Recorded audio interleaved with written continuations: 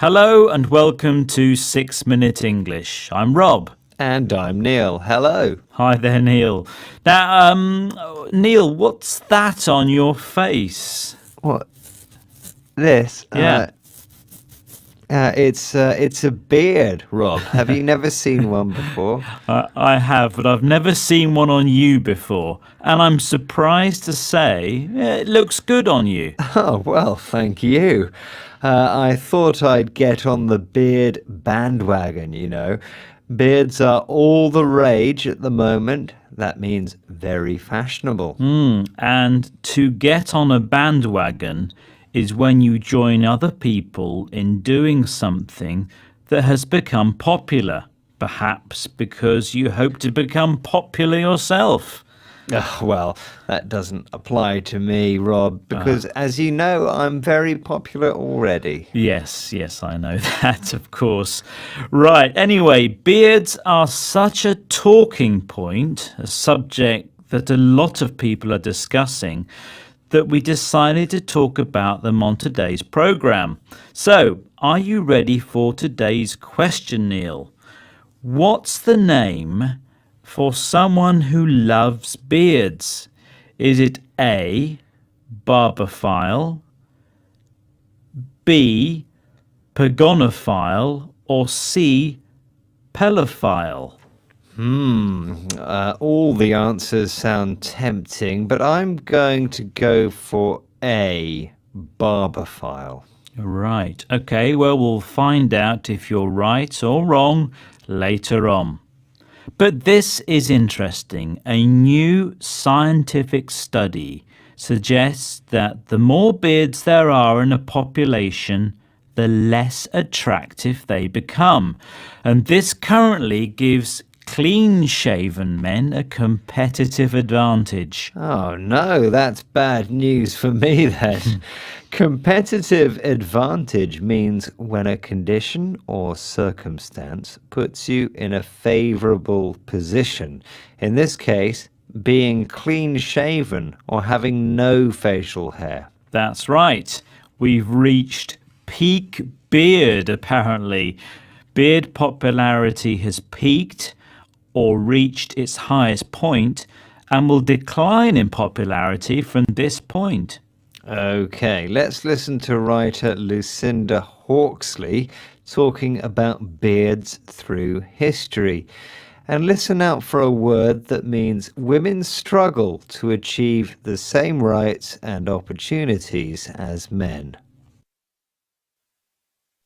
It's interesting, when I was writing the book, the most heavily bearded times in Britain are either when women are in power, such as Elizabeth I or Queen Victoria, or when there's a big discussion of feminism. And it is really interesting that the last few years there's been so much more discussion of feminism. You get a woman on the throne and men go, oh, I've got to grow a beard. Or it's really strange. Or in the 60s and 70s with all the kind of, big thing about women's lips, suddenly the beard becomes huge here. Well, needless to say, Lucinda doesn't have a beard, but she certainly knows a lot about them. She's the great-great-granddaughter of famous writer Charles Dickens, who sported or wore a very flamboyant beard. Flamboyant means eye-catching and different.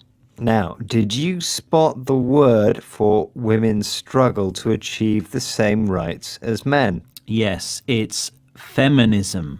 She also talks about women's lib, which is short for women's liberation. And this has a similar meaning to feminism. So, what do you think, Neil? Are beards a show of testosterone in reaction to powerful women? Is that why you've grown your beard?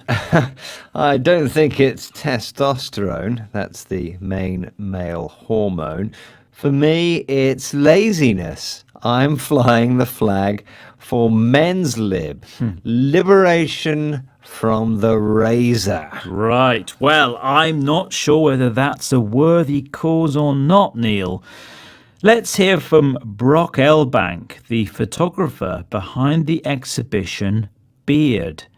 He's talking about one of the people he photographed. I found Jimmy on a friend's Facebook page whilst I was in Sydney. Invited him to come to my home studio for a portrait, and I posted it, and it got reblogged over 500,000 times in 4 hours. I mean, I think when I met Jimmy, he told me about his beard season melanoma charity, and I was kind of on board from the get-go.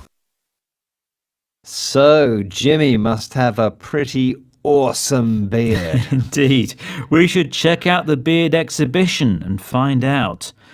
But Jimmy has a beard for a special reason, right, Neil? That's right, yes. Brock mentions Jimmy's melanoma charity. Melanoma is a serious type of skin cancer, and Jimmy is raising money and awareness to help people who suffer from it.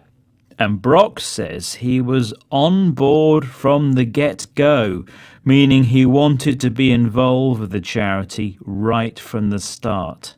We should also mention Movember and Decembeard. Both campaigns invite men to get hairy for good causes. That's right, good causes. Moustaches in November and beards in December. Now let's have the answer to the quiz question.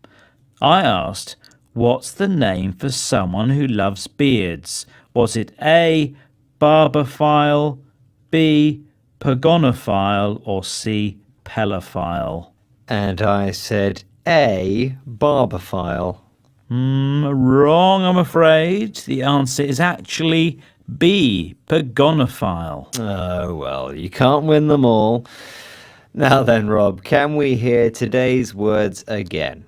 Sure. We heard all the rage, get on a bandwagon, talking point, competitive advantage, clean shaven, peaked, sport, flamboyant,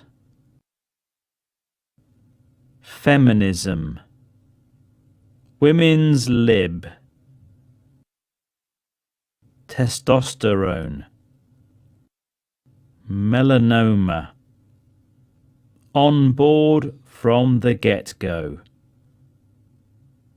Well, that's the end of today's 6-Minute English. We hope it wasn't too hair-raising for you. Please join us again soon. Bye-bye. Goodbye.